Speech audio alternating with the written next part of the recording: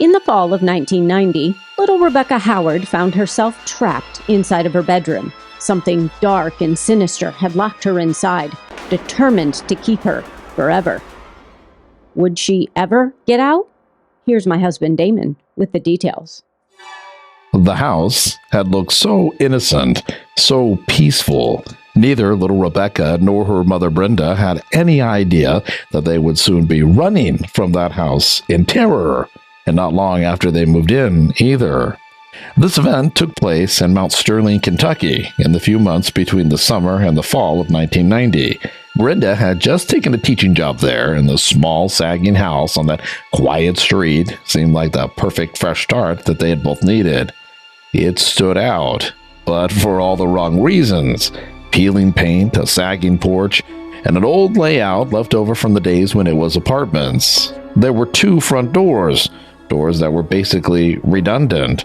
A few normal-sized bedrooms, but then there were tiny rooms that served better as maybe storage rooms than bedrooms. The house had no heating or air conditioning, the kind of place that would swelter in the summer and freeze in the winter. Floorboards creaked with every step, and rodents lived in the walls and the ceilings. Still, Rebecca and her mother saw the beauty in it. It had a down-to-earth, good-natured feeling. They loved the winding staircase that curved up past the stained glass window on the landing, the hardwood floors, and the ornate mantels above the fireplaces, even though those fireplaces had been bricked over long ago and no longer worked. Rebecca took one of the small bedrooms upstairs, while her mother took the larger bedroom at the front of the house on the first floor. And for the first few weeks, everything was absolutely normal, peaceful even. They unpacked and settled in. Rebecca, who was a voracious reader, found quiet little corners all throughout the house and lost herself in the latest book. But then, things began to change. It started out when Rebecca's grandmother came to visit. The only problem was, Rebecca's grandmother was dead.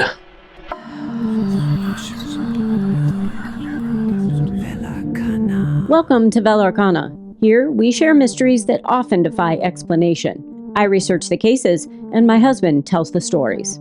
Shortly after they moved in, Rebecca's friend Terry came to visit. Unfortunately, during the visit, Rebecca became very ill. A high fever took hold, and she couldn't keep anything down, while her mother ran to the store to get liquids, leaving the 2 girls home alone while she went. Shortly after she left, Terry walked into the room and then screamed. This, of course, startled Rebecca. What's wrong? Well, Terry stood in front of the bed, her face drained of color and her eyes wide with terror. She pointed at the empty space on the mattress right next to Rebecca. What? Rebecca asked. What are you pointing at? You can't see her? See who? Your grandmother, Terry said with absolute fear in her voice. She's sitting right there, looking at you, touching you. Touching me? Rebecca tried to understand. She hadn't felt anybody touching her. Now, here's the terrifying part, and I'm sure that you've already guessed it.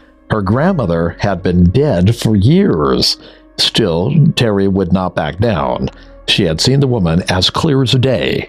Rebecca's grandmother sitting on the bed right next to Rebecca, focusing all of her attention on the sick little girl. Then, just like in a ghost story, she vanished into nothingness. Well, if this case were only about Rebecca's loving yet deceased grandmother, it probably would not have made it onto this channel. But it wasn't just about Rebecca's grandmother. No, it was about other things too. Dark things. Not long after this, Rebecca started getting that strange feeling like she were being watched. She would see movement from the corner of her eye, only to look and find that there was nothing there.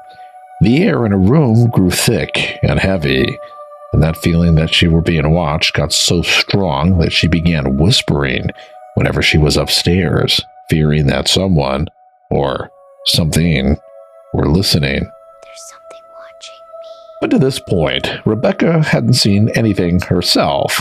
Well, she had seen Terry scream, telling her that her grandmother was sitting right beside her, and she had had this strange feeling like she were being watched. But that was it. That is, until the rocking chair started to move. At first, she thought that it was just another one of those strange moments where she saw something move out of the corner of her eye. But when she turned and looked, she could clearly see that the rocking chair was moving all on its own. There was no breeze, and nothing was touching it, yet the chair was moving back and forth, as if someone were sitting in it and pushing with their feet. It started out soft, but then it rocked harder and harder, as if whoever was sitting in it was becoming angrier and angrier. And then suddenly, it stopped. A second later, the floorboards creaked right in front of it, as if someone were standing up. Well, Rebecca ran. Well, after that, Rebecca told her older cousin Betty what was happening. Well, Betty listened carefully, and then she suggested that Rebecca try to speak to whoever was in the house.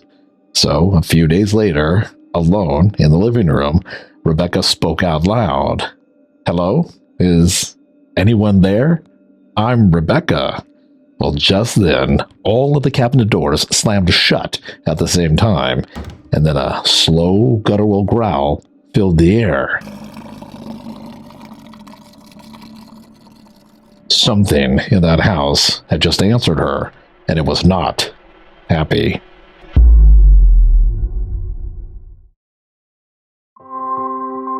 Velarcana. It seemed like after Rebecca spoke to the house, everything just kind of opened up. The rapid movements that she saw from the corners of her eyes intensified, as if people, or spirits, I guess, were everywhere. During the night, voices and other strange sounds could be faintly heard all throughout the house.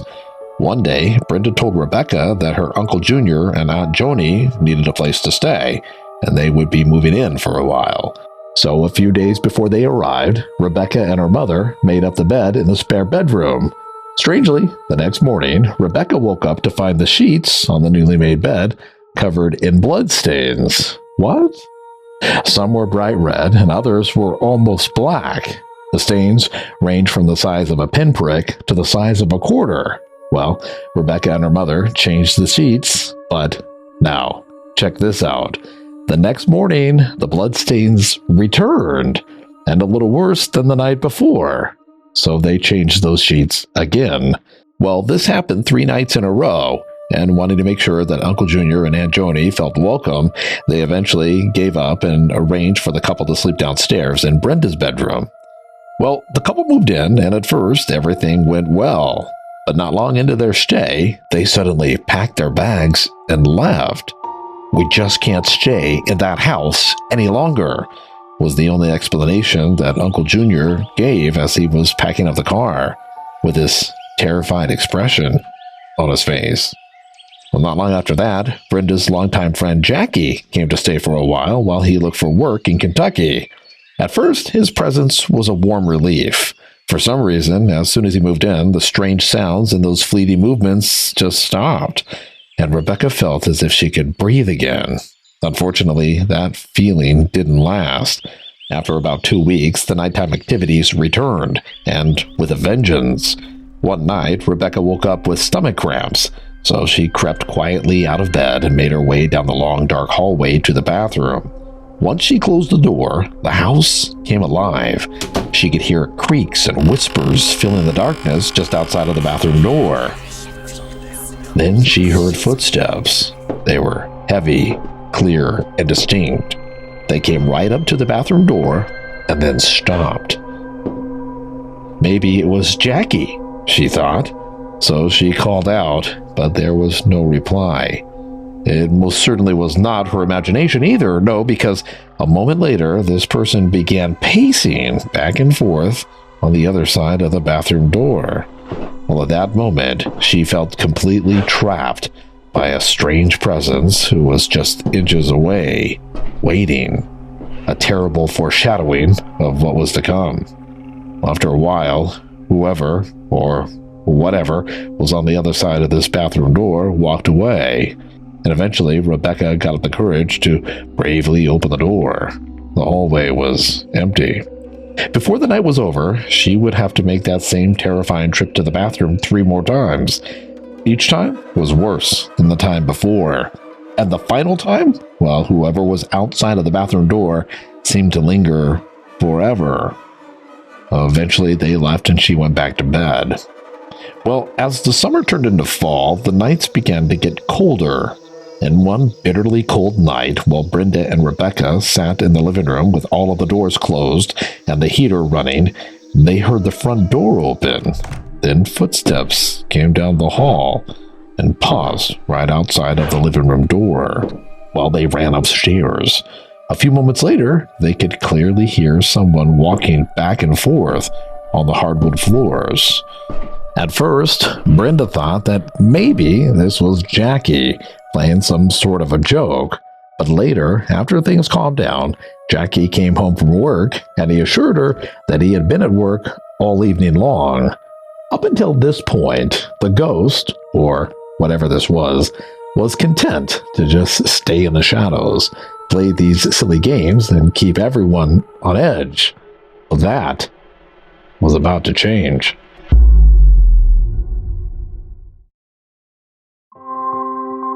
Velarcana. One day, while Rebecca was at school and sitting at her desk, her teacher noticed something dark on the back of her neck. So she gently moved Rebecca's ponytail aside, and when she did, the little girl sitting next to Rebecca gasped, and then all of the students stopped and stared. On the back of Rebecca's neck, stretched from one side all the way to the other, was a bruise in the shape of a perfect handprint. Well, the teacher took Rebecca out into the hallway, and the guidance counselor was called. They asked Rebecca if she were in any type of pain. Rebecca hadn't even known about the bruise until her teacher had seen it. Eventually, they sent for Brenda, who was teaching another class at the same school. When she saw the mark, she too gasped. Well, of course, at first, everyone thought that she had done it. That is, until she leaned in and placed her own hand over the bruise, showing that the handprint was just way too large to be hers. No one could explain how it had gotten there. The first thing that I thought was, what about Jackie, right? Well, according to Rebecca herself, he was out of town that week. Outside of this handprint, Rebecca had no other injuries, and even stranger, she had absolutely no memory of anything that had happened to her. Well, from that day on, the disturbances no longer waited until nightfall. These daytime activities started with something impossible. Rebecca was brushing her hair and set her hairbrush down on the bathroom sink, then stepped away for just a moment. When she returned, she found that the hairbrush was gone. She looked all over the bathroom, but it just wasn't there. Eventually, she broadened her search to the entire house, checking every surface, every drawer, every corner, but it had simply vanished. The next morning, she found it inside of her backpack, tucked between her school books. What? Another afternoon, she set this banana down on the kitchen table. She stepped out of the kitchen for just a moment, and when she returned, just like with the hairbrush, the banana had disappeared. Then, now, check this out. She opened up the refrigerator door, and she found it sitting on a shelf inside. And in case you're thinking that maybe someone else had moved it, no, she had been the only person home at the time. These things were small, but they made her feel as if she were losing her mind. Missing items, strange sounds all throughout the night, footsteps when no one was there. She started questioning herself. Had she moved the hairbrush without realizing it? Had she put the banana into the refrigerator and had just forgotten? No, her memory was clear. The doubt was almost as unsettling as the alternative. Interestingly, Jackie had grown quieter over the last few weeks. Well, one afternoon, while they were out for a walk, Rebecca finally asked him if something were wrong, if he liked it there. His response stopped her cold. He stopped walking, turned and gazed at her with this troubling expression and said, "There's something bad in that house." When pressed, he didn't offer any more than that, but that was enough. Even Jackie, who had tried so hard to stay upbeat when he first arrived, could feel it. Meanwhile, Brenda, who herself was completely spooked by this time, had been quietly searching for another place to live. and she had finally found a smaller house in the next county, only 10 minutes from school. It wasn't much, but it was theirs if they wanted it. For the first time in months, Rebecca felt a gleam of hope. They were going to leave this terrible place. They were going to start over somewhere where the air didn't feel so thick and the floorboards didn't creak with invisible footsteps. Well, that meant that there were things to do, and the family started packing. But whatever was inside of this house, well, it had made up its mind that not everybody would be allowed to leave.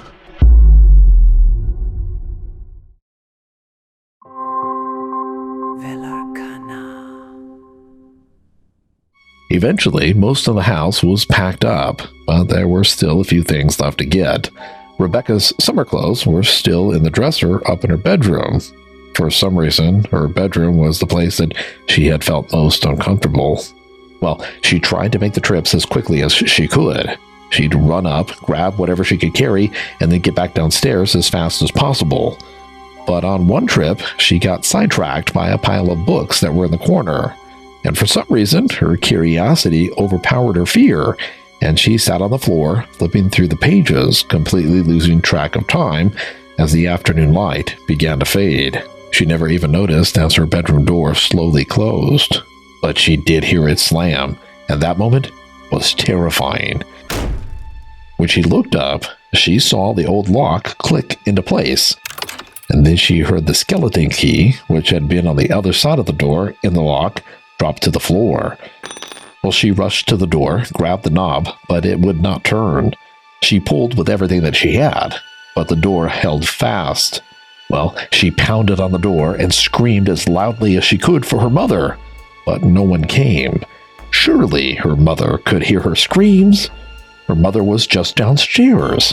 What in the world was going on? So she screamed louder and she banged harder, but still nothing. She was trapped and no one could hear her. Well, finally, she dropped to her hands and knees and tried to reach that key through the narrow gap under the door. But her fingers just came up a little too short. It were almost as if the key had been perfectly placed just beyond her reach. Then she got an idea. She got up and she ran to the closet, grabbed a wire coat hanger and straightened it out. She got back down on her hands and knees and slid the hanger underneath the door, trying to catch that key. She tried again and again, but it just kept slipping away. The whole thing was like some bizarre scene in a horror film. In between tries, she would bang on the door and scream at the very top of her lungs for her mother, who would never come. Eventually, Rebecca's arms ached from reaching for that key, and her throat was raw from screaming. Then, finally, she scooted across the floor, making her way to her dresser, grabbed her knees, and leaned back, sitting in silence. Somewhere in that terror, thinking that this was now her new life, she fell asleep. Thankfully, that wasn't the end for Rebecca Howard. No, she woke up to the sound of someone standing over her. Jackie was looking down at her with this confused expression on his face. "Hey," he said, "what are you doing sleeping? We have moving to do." "I got locked in," she mumbled, still half asleep. Then she realized that the door was standing wide open. "Thank you so much for unlocking that door." "Huh?" Jackie turned around and stood in confusion. The door was already open when I walked up. And in that moment, everything became clear to her. They had decided to leave, but something in that house had refused to let her go. Well, on her last walk through the house, after it was empty, Rebecca stood in the middle of the parlor and she asked the walls why in the world had they done this to her family. In answer, her bedroom door upstairs slammed shut one final time. Months later, after they had settled into their new house, they learned that the previous tenants in that old house had seen a man standing in where Rebecca's room was later. That family moved out shortly after they moved in as well. Amy found this case in the book 4 Months of Terror, written by Rebecca Patrick Howard. In it, Rebecca documented her experience during those 4 months. Amy read the book, of course, and then she spoke with Rebecca. Rebecca said that everything in that book was 100% factual, and if anything, she had downplayed some of it because had she shared the full intensity of what she had experienced, well, no one would have believed her. Working to verify this story, Amy looked up the property records, and Rebecca's family did indeed live in that house during that time. Amy also verified that Rebecca's mother was a school teacher. Unfortunately, Amy wasn't able to talk to Rebecca's mother or any other witnesses involved. You might recognize Rebecca from one of our previous videos, the Clark family haunting. After her experience as a child, once Rebecca grew up, she began looking into other hauntings, and she found a case that was off the charts terrifying. Now, check this out. It's about an innocent 3-year-old little girl who seemingly became possessed and then started talking about unimaginable murders and laughing about them. A 3-year-old. If you haven't seen that video yet, you should. If you can handle it, it is intense. About this case, I can't help but wonder if maybe this was nothing more than just an old, rundown, haunted-looking house that made some strange noises. Creaking floors, shifting air, and the power of suggestion can turn ordinary sounds into something sinister. There were no photographs, no recordings, no outside investigators. Most of the witnesses were family or close friends that Amy couldn't get a hold of, and a child's memory, no matter how vivid, isn't always the most reliable. On the other hand, no one has ever come forward to discredit this story. Terry, April, Uncle Junior, Aunt Joni, Jackie, Rebecca's mother Brenda. Even the teachers never came forward to say that that story of the bruise on the back of Rebecca's neck was false. You know, we live in a time where false statements about others, even in ghost stories, eventually comes out. This is an age where nobody can hide anything from anyone. And as of yet, no one has come forward to say that Rebecca was lying. So, what do you think? Are some houses just alive? Or maybe some lonely person had once lived and died in that house, and when the family had finally decided that it was time to move, well, it just wasn't ready to let Rebecca go.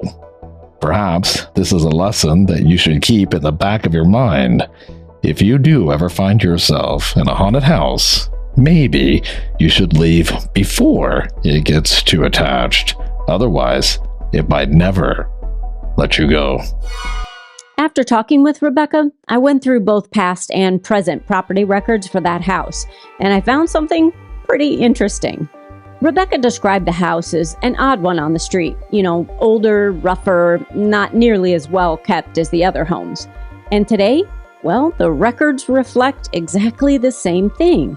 While many of the neighboring homes are valued in the $200,000 range, the value of Rebecca's old house still sits between $20,000 and $40,000. Now, obviously, that doesn't prove anything supernatural. Old homes lose value for all kinds of reasons. None of them have to be, paranormal.